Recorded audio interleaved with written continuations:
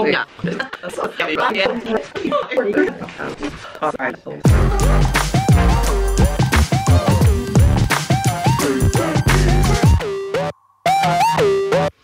Welcome to another episode of the Marathon. My name's Mare. Thanks for hanging out today. Please lace up and subscribe. This is my good friend, Erin Acton. Hi. Also a marathoner. Yes. Erin and I have been friends since 2005, I believe. That's when we first started working together back in the day. We worked at a radio station in Prince George together, and we've stayed in touch ever since. Erin has since left journalism. She is now a business and life coach. And so when I knew I was coming to Victoria, I knew I wanted to chat with Erin and get your questions. So we have a ton of questions from marathoners from the Facebook group. And hopefully Erin's voice is gonna hold out. Yes. I will do my best at projecting, and I have a cold. What are you gonna do? What are you gonna do? Yeah, but I was gonna say, like, awesome questions. Like, yeah, the community just asks amazing questions. So thanks for your questions. I've got lots of notes. And if my voice runs out, Marianne can read. This is what Erin says, everybody. Okay, so let's just get into them because there are a ton. So Jalen asked just a simple one, but I'm sure you could talk just this one in one video. How did you start a coaching biz, or how do you recommend someone does? Yes, well, I guess there's so many different answers to that because people are so different. And there are lots of ways to become a coach. How I did it, I really wanted to get educated in it because when I left journalism, I went into communications and I was self-taught. And that was always an area where I just felt insecure. Like, even though I'd learned all the stuff about communications best practices, I just didn't feel like I had that solid foundation. So I highly recommend, especially if you're going to do it as a business versus for an organization, is to get that education. And there are lots of really great accredited coaching institutes that have really great credibility and will offer you certification as well through the main coaching governing body. So you've got built-in credibility and that built-in background that supports you to do coaching with pretty much anyone on any topic, which is fantastic. So I went to Ericsson International. The school's been around, I think, 20 years, something like that, which I was really pleased with. And then there are lots of other really great coaches. If you're from British Columbia, you have so many amazing choices. It's really great. So I'm happy to share more about that if you ever want to message me. And then basically then get out there and start talking to people. And then that's how you grow a coaching business. And that kind of leads into another question that we had from Brenda. How do you even start networking? I think networking can be so intimidating. Well, I know it can be. Yes. I mean, with a journalism background, you literally have no choice. If you're going to get an interview, you have to go. Like, you have to talk to someone, you have to get in their face, and it can be really intimidating, but you don't have a choice. Right. But when it's your own business, you kind of, I feel like, have to have that same mentality. Do you agree? You so have to have that same mentality. And in fact, one of the techniques that I used as a journalist, because I'm an introvert, I prefer spending my evenings reading, playing Sudoku, like going out there and talking to people that I don't know. That was not a place of comfort for me at all. And so I had to go down to the post office. I had to go into the post office and ask a bunch of random people questions about whatever was happening. And I thought, well, okay, I know I don't want to do it, but you know what? How would Erin, the reporter, go down to the office and do it? And so I kind of created, I guess, a persona for myself. Beyonce has had a persona, right, that she uses to go on stage. And so I thought, you know what, I'm going to put my reporter suit on. My Beyonce suit. Yeah, I'm going to be reporter Erin today. And then Erin, who likes to read and quilt and play Sudoku, she'll I can come back to her later. Yeah. So getting out and networking, I say, do the very same thing in that be kind of like the person, practice being that person you really want to become in those situations. And it's some people might say, oh, you're saying fake it till you make it. And actually I'm not. I'm saying like practice being the person you really want to be, so that you get there faster. Because if you feel like you're faking it, you're going to show up differently. Yeah, people can tell when you're not authentic. Yeah, because you want to be yourself, and sometimes getting out there networking is can be intimidating at first, but, and this is great, and I think you're gonna love this. Networking isn't about me. If I'm going out networking, it's all about the other person, and that takes so much pressure off of you, because a lot of people ask me, well, what should my elevator pitch be? What, you know, how am I going to say what I do in a minute?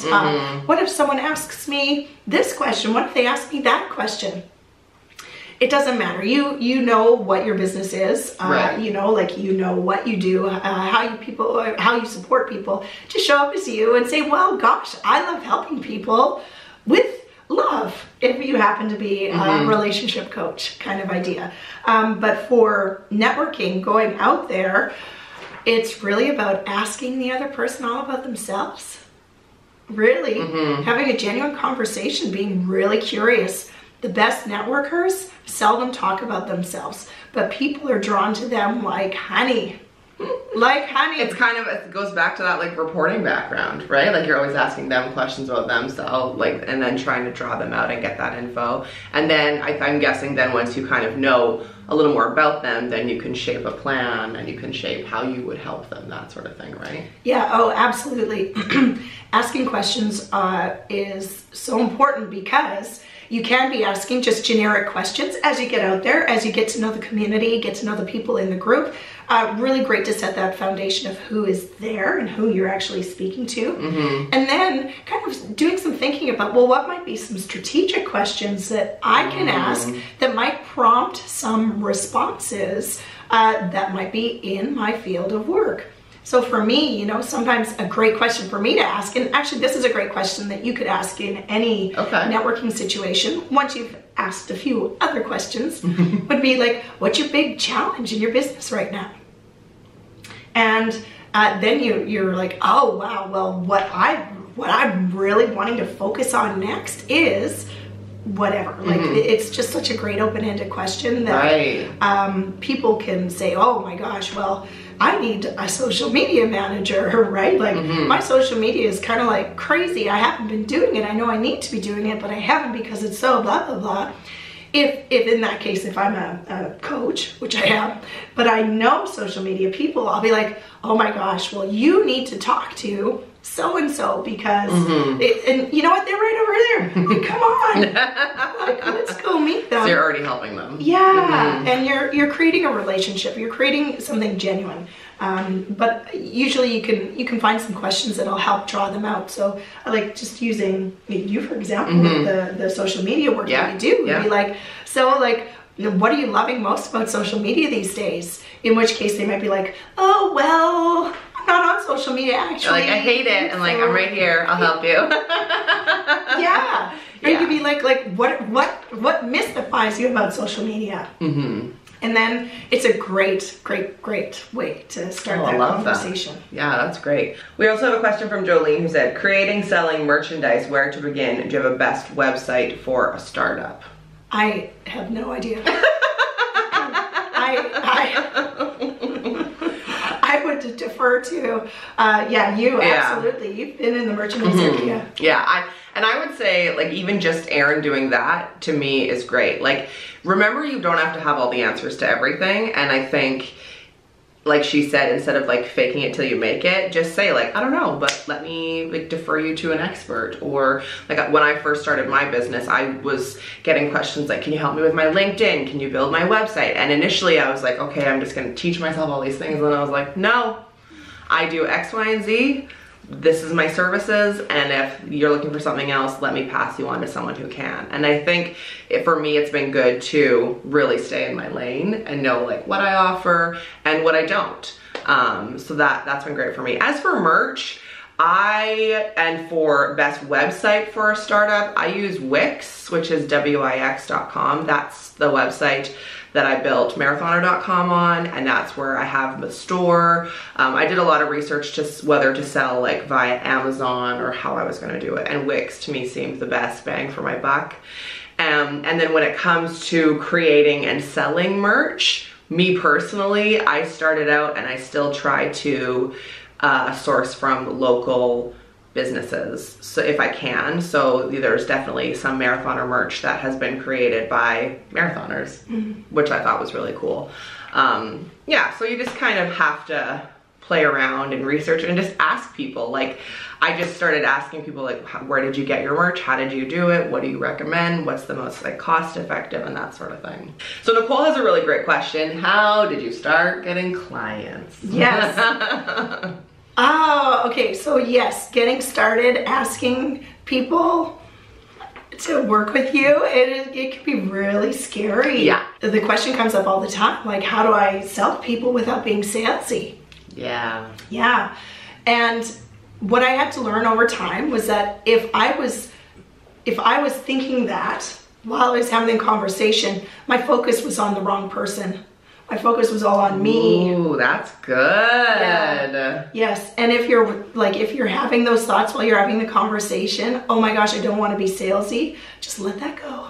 And put all of your attention, all of your focus, like almost imagine you're hearing and you're listening going on kind of like overdrive, like you're actually listening with your body is what I'd highly recommend, just so that you're focused on them and listening to the other person so carefully that you just don't hear any of the stuff inside your head. Your own insecurities. Yeah. I love that. And that'll serve you really, really well. It might take you a little practice to get there. That's okay. Hey, but going into business, that's people said having a kid would be hard. I don't know. I like having a business.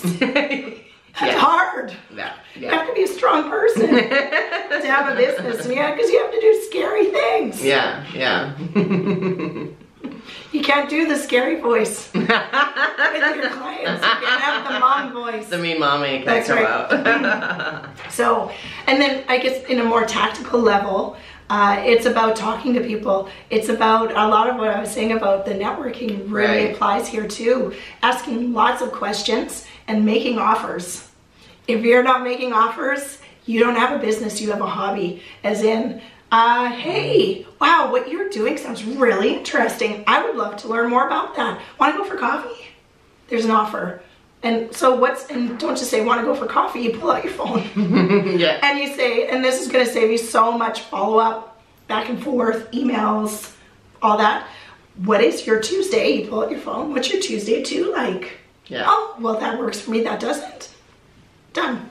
Yeah, like Erin and I had a conference call in August that we booked in, I don't know, first week of July. But you have to do it. Like, everyone's busy, everyone has a schedule, and instead of going back and forth and being like, oh, let's just figure it out later, it's like, no, let's set a time and a date and let's do this. Yes. Yeah. Yes. So that's one example of an offer, and it can be that simple. The other offers are in some of the questions that you've been asking them, ideally that lead to your expertise. You can see something like, wow, what you're experiencing, the challenges you're having, that's exactly how I help people. Like, do you want to have a strategy session where we can talk about that? Right. That's another offer, getting them to the strategy session. So you want to get them saying yes to your offers. And it's not about getting them to say yes. When you're in that strategy session, which is a conversation where I'm asking all the questions and I'm listening. It's about finding out if they have a problem that I can help them solve. So that's the first thing. And the second thing is, well, do they seem like the kind of person that I'd really love to help work with? Like, that I'd love to help, and that I'd love to work with. And sometimes at the beginning you take everyone on, but hey, you learn a whole lot doing that. Yes, you do. I have too as well, absolutely. Yeah, so just get out there, make offers, and aim to make at least one offer every single day, if not more, because if you're not making offers, you don't have a business. I love that. You don't have a business, you have a hobby. That's just such a great thing to keep reminding yourself, I think. Yeah. Yeah. Yeah, totally. Allison says, mine was more burnout related. How do you recognize it in your job? What steps can you take in your current position, including to have a conversation with your boss and life to mitigate it? And when is it time to look for something new? Yeah, let me just say, I feel ya. That's why I knew it was burnout. Me too, girl. Me too. Like, yeah. We've all been there. Yeah, I got to burnout where I was leading the communications for a $50 million company. So, you know, providing input to this, I reported to the CEO. It looked great on a resume. My ego felt fantastic. But I made a whole bunch of choices that led me to a place where I was totally exhausted, completely spent. And so yeah, when you get to that place, it can be really tough. And actually that's how I started out getting into coaching. That's how I helped people at the very beginning. And it still comes up. Oh yeah. Yeah.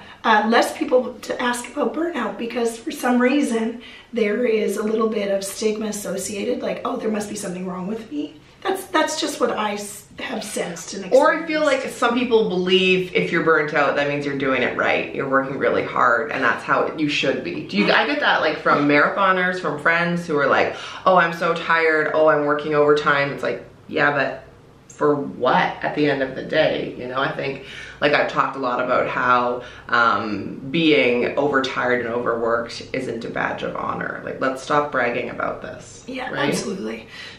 Totally, 100% agree. I'm surprised, but I've never talked about that in a video, actually. I will do a follow-up and talk about my experience because I think we can all relate to that for sure. Yeah. And I was one of those really just stubborn people. I was like, well, I tried it this way, that didn't work. Let me try it this way, that didn't work. And I also reverted back to some of my habits. So I'd make a positive change, and then we're human.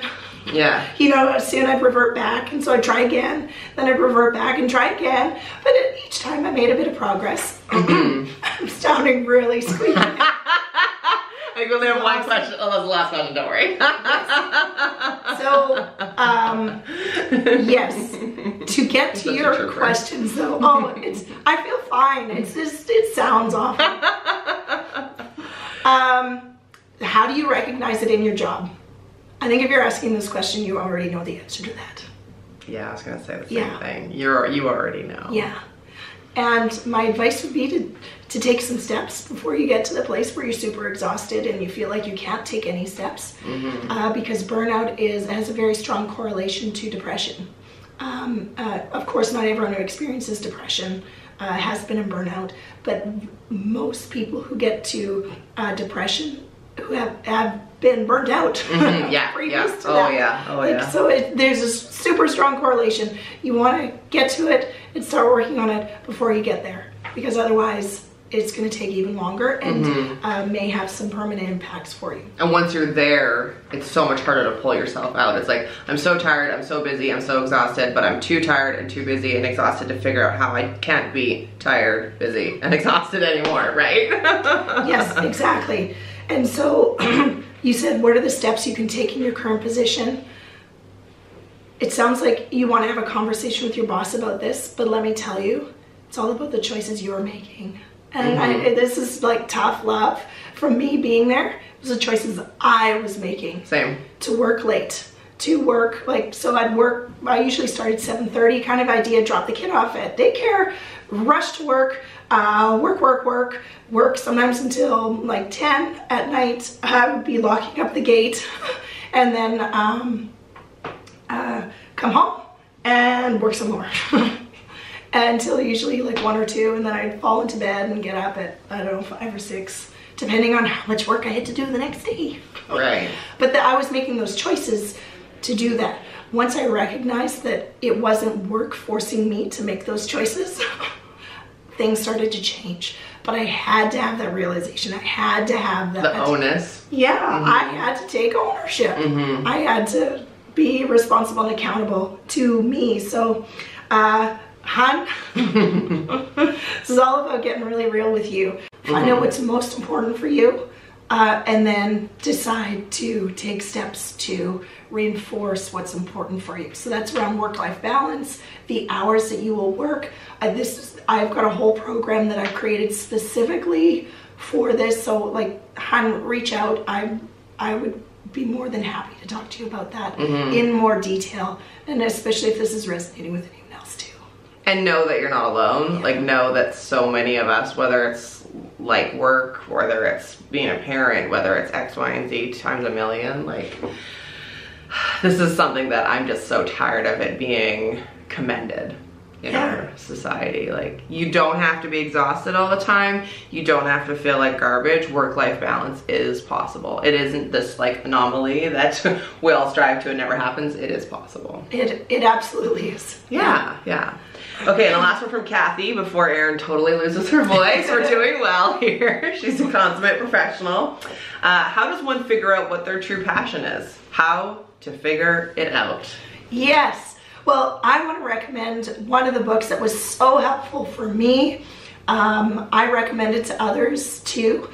It's called What Color is Your Parachute? And some people have referred to it as like the job seeker's Bible. But really, when you want to find out what your passion is, you kind of have to spend some time getting to know yourself really well. And I found the systems and the things that the author walks you through. And it's a thick book. Check out that book. It is fantastic. I'll link it below. Yeah, it is so good. And just go through it and do all of the exercises. I learned a lot about myself in doing that. And cool. That's the key to finding what it is that you want to do, knowing yourself. And then again, like once you read that book and if you still have questions or you still need guidance, like Erin's been in my life for, like I said, 13 years now. She's such a wonderful mentor and resource. So all of her info will be down below. I'm gonna let her stop talking and I'm gonna wrap this video up. So I just wanted to say again, a huge thanks to Erin for letting me come in today and film and answer all of your questions with so much thought and guidance and expertise. If you want more of her help or info, her website's great. She does like webinars and she has an email list and I'm on it and I read it. Check it out down below. So thanks for watching. Please lace up and become a marathoner. Subscribe to my channel. Life's not a sprint, it's a marathon. And I know a lot of you have been giving me great feedback about these kinds of videos where I chat with someone and interview them. So if you have any more topics that you'd like me to try and ask the expert about, or if you have anyone in mind that you would like me to get on my channel, just let me know. So thanks for watching and I'll see you in the next one. Bye.